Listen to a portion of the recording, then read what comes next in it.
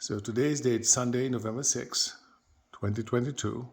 I'm here at Brampton, Ontario, at the fine home of Judge Irvin Andre and his beloved wife, Kathy. And Kathy is sitting next to my wife, Joan Christian.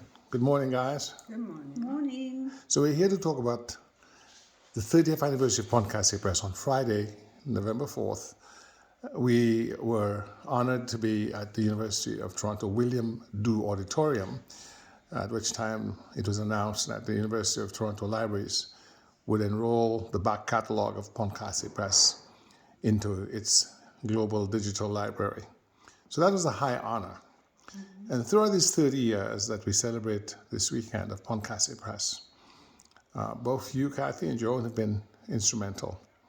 So starting with you, Joan, well, I think Kathy's nudging you, so I'll start with Kathy for having nudged you.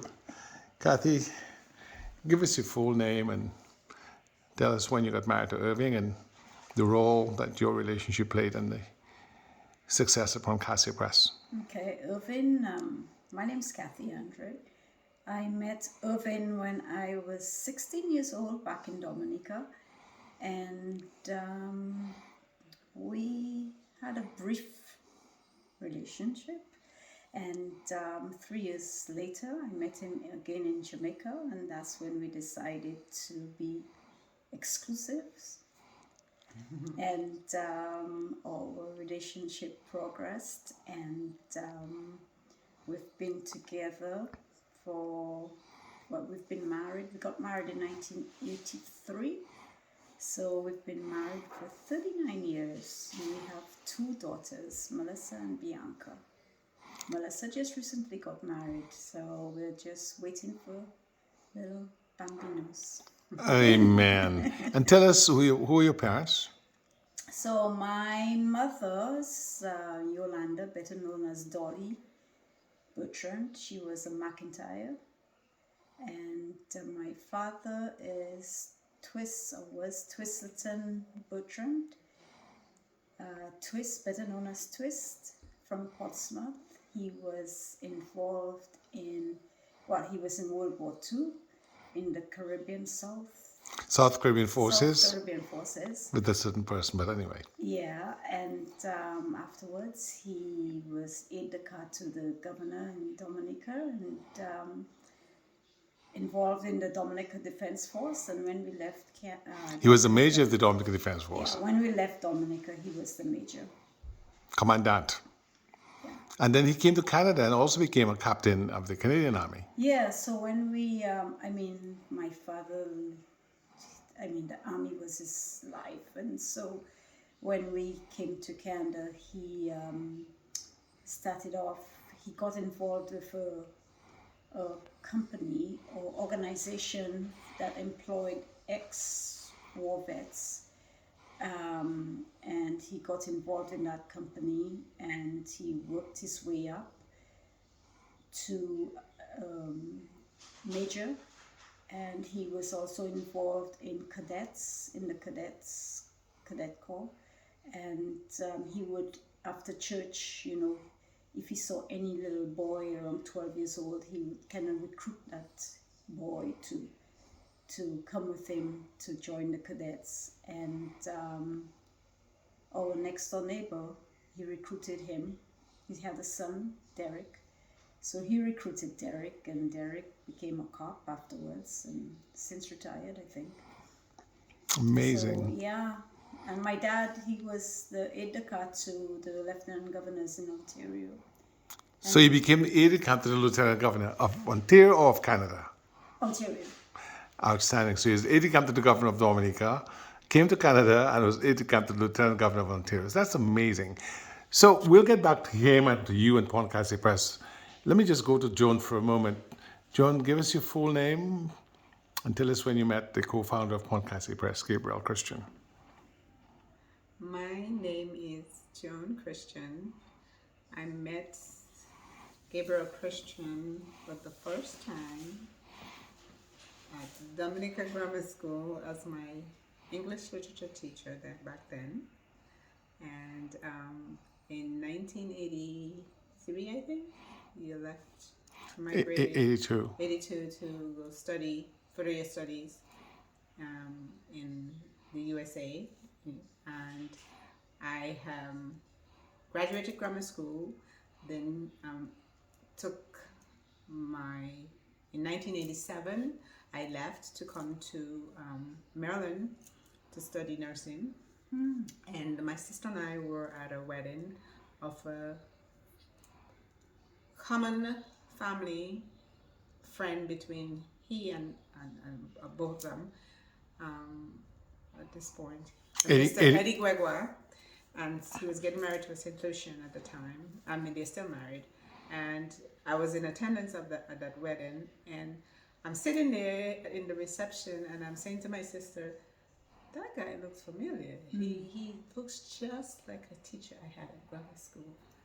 And so then I quickly said, can't be him. I don't think it's him. She said to me, people look alike, because I say, they say all of us look alike. So maybe that's his twin walking around or something something to that effect. Anyway, as the evening progressed, I kept, well, of course, working the room. So he's working the room, and everywhere I turn, that face is showing up, right, in my view. So finally she says, why don't you just go over there and say hello? So I said, no, I'm not doing that. No. Anyway, he was coming around, and we were standing speaking to some other folks. I guess now he was trying to make his exit, so he's saying bye to the people that he knows, and he's approaching us, and then he comes over and he says hi to my sister, and then and she says to him in return, do you know who this is? And he stands there, like a typical lawyer he is, trying to I do. So she said, well, what's her name? We remember her name. And he's like, of course I do. What's her name is so I blurted out. I was just about to say that. Yeah, so he says the name, and then as they say, the rest is history. We had a friendship first, and then so here we are. We have two beautiful children, Marma Conan, who live with us in Maryland, and we came up this weekend for the induction or the upload of the publications of Pont Casse Press over the last 30 years of all the books that he and his co-author Gabriel and his co-author Irvin published, and it's a very proud moment for all of us. Thank you so much, Joan. Let me just go back to Kathy. So Kathy, Pont Casse Press started with the first book in 1992. And as Joan related, on the 4th, it was announced by the University of Toronto libraries that they were enrolling our back catalog. We didn't get here easily or by chance. It took your effort, Joan, as well, and that of many other family members and friends and supporters to make it possible. Tell us about your role in Pont Casse Press. Well, Irvin, at that time, he writes on paper. That's his thing. He writes on paper. So I took typing in high school so I could type fast. So I translated from words on paper to words in the computer.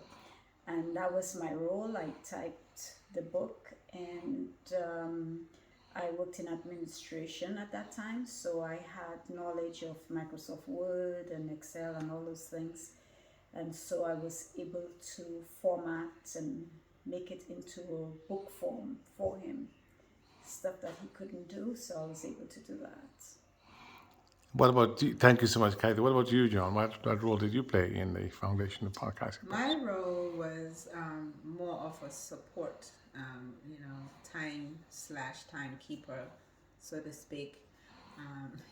As a busy practicing lawyer, he defense lawyer. His schedule, is just packing. Of course, like that was not enough. He would find other projects to add to that, and on top of that, he is working with Irvin, and they're supposed to be writing these books together. He has his portion, Irvin has his role, And so, I had to keep him on task. My role was to keep him on task, to keep him, so then when Irvin sends a request for his submission, that it will be timely, and those kinds of things. So I saw myself in the role of support and keeping him on task, and making sure that when the request was made for his submission, that it was done at the time it was needed. You also proofread and Yeah, did that type of thing as well. yeah, yes, I'm proofreading as well. But Yes. the main thing was to keep you on task. Thank you. So, Kathy, when you look back on those years, of what value will you believe Pont Casse Press has been to our community, and that is Dominicans at home and abroad, and the wider Caribbean?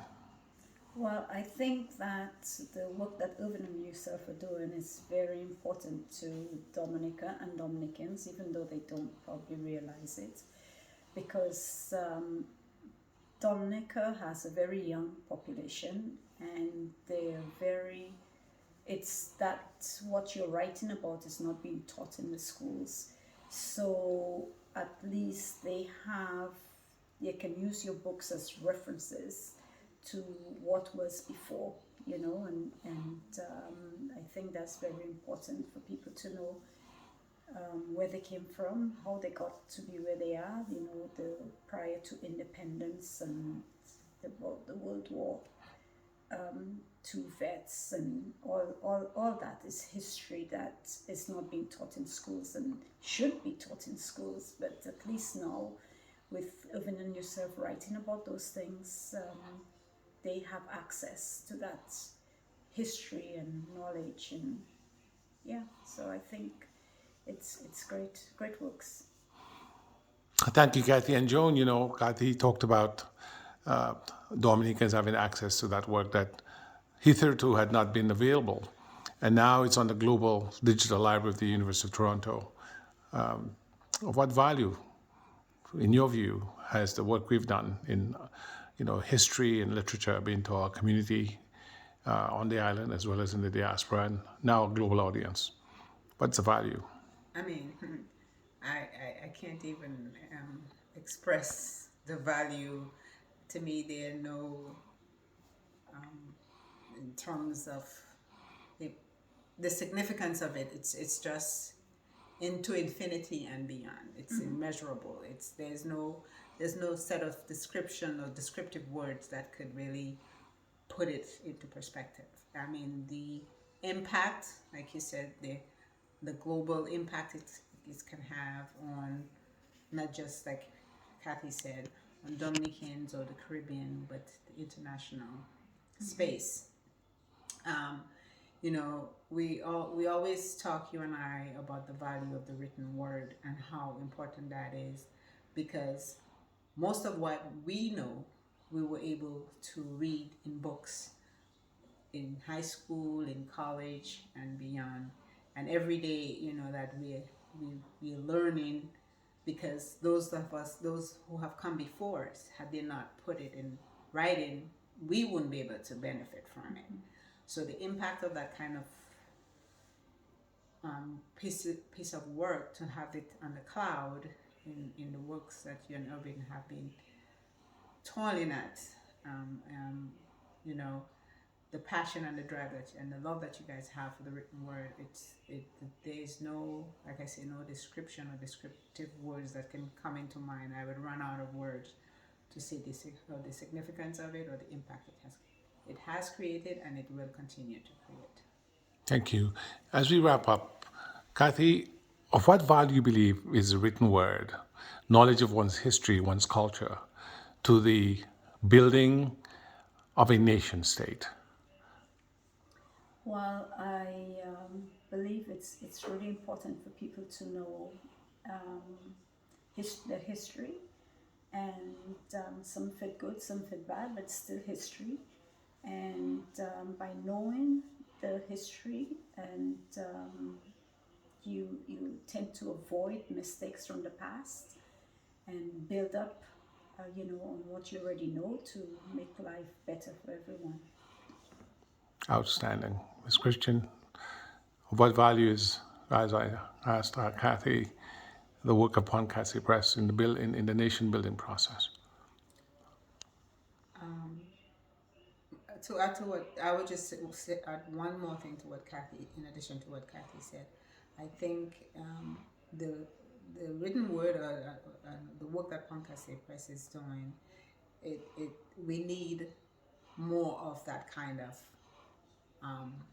exercise, because the more of us who can put that energy or information out there, the more beneficial it will be, because for us as a people, because we are the ones who know our history the best, and the whole notion of somebody else is going to do it for us, we need to kind of grasp that and turn that around and make the change to just not limiting ourselves to a few of us who can do it, but we all have it within us. We just have to get it going.